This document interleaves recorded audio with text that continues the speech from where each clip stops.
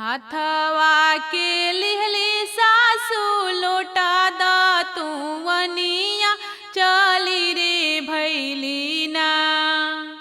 हाथवा के लिहली सासू लोटा दा तुवनिया चली रे भैली ना।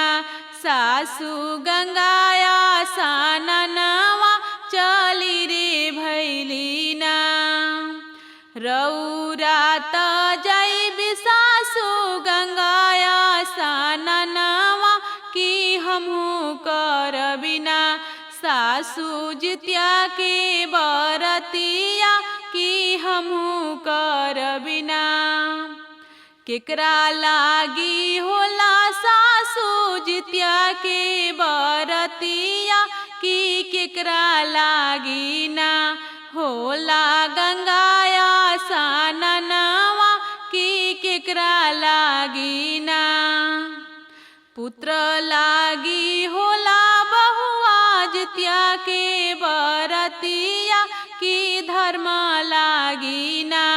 होला गंगाया साननवा की धर्म लागी ना। हमहू त करब सासू जितिया के बरतिया के हमरो बाणे ना।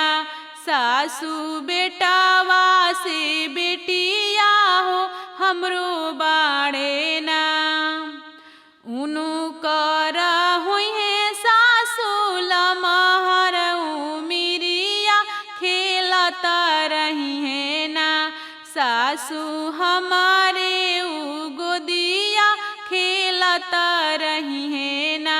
सासू हमारे गोदिया खेलत रही है ना।